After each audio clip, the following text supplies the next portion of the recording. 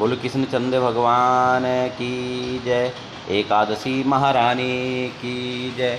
एक समय धर्मराज जी ने श्री कृष्ण भगवान से पूछा कि भगवान कृपा करके वैशाख मास के कृष्ण पक्ष की एकादशी के विषय में बताएं कि यह एकादशी का क्या नाम है, इसकी विधि क्या है और इसको करने से कौन सा फल प्राप्त होता है।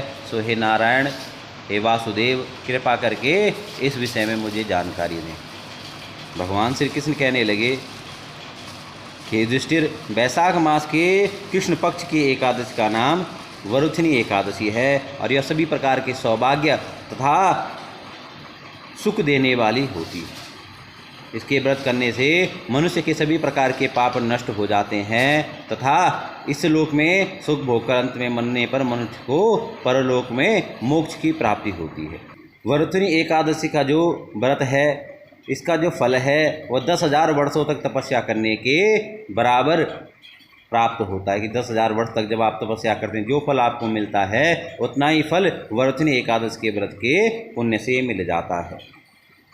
कुरुक्षेत्र में सूर्यग्रहण के समय जो एक बार स्वर्णदान करने से फल मिलता है वही फल वरुथिनी एकादशी के व्रत से प्राप्त हो जाता है। मनुष्य इस लोक और परलोक दोनों में सुख की प्राप्ति करता है और अंत में जो है स्वर्ग को चला जाता है। हे राजन, इस एकादशी का व्रत करने से मनुष्य को सभी प्रकार के सुखों की प्राप्ति होती है। शास्त्रों में कहा गया है कि हाथी का दान घोड़े के दान से अधिक उत्तम है और हाथी के दान से अधिक ज़्यादा जो पुण्यदायी है वह है भूमि का दान। उससे अधिक तिलों का दान श्रेष्ठ माना जाता है और तिल से स्वर्णदान उत्तम माना जाता है। स्वर्णदान से भी अन्नदान बड़ा बताया गया है और संसार में अन्नदान के बराबर अन्य कोई दान नहीं, क्योंकि अन्नदान से देवता, मनुष्य और पितृ तीनों तृप्त हो जाते हैं, तीनों प्रसन्न हो जाते हैं। किंतु अन्नदान से भी श्रेष्ठ यदि कोई दान है तो वह कन्यादान है। जिस व्यक्ति ने इस संसार में कन्यादान कर लिया उसने सभी प्रकार के दानों को प्राप्त कर लिया।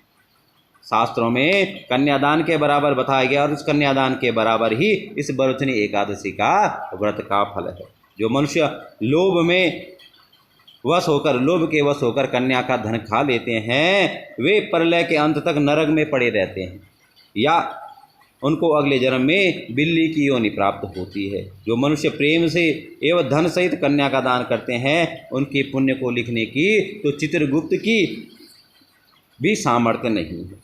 जो मनुष्य इस वरुथिनी एकादशी का व्रत करते हैं उनको कन्यादान का फल प्राप्त होता है। वरुथिनी एकादशी का व्रत करने वालों को 10वें के दिन निम्नांकित वस्तुओं का त्याग कर देना चाहिए।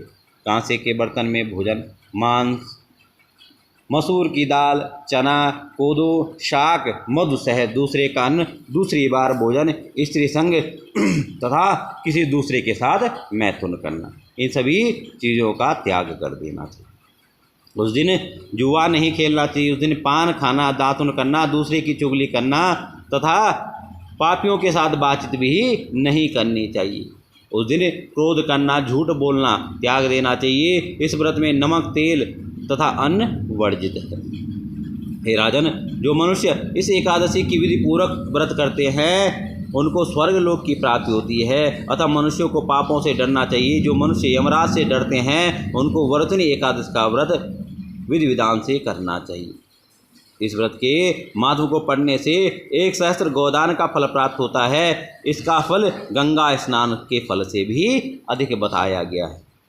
अतः आप भी सपरिवार वरुथिनी एकादशी का व्रत करें और इसके पुण्य को अर्जित करें। बोल कृष्णचंद्र भगवान की जय। एकादशी महारानी की जय।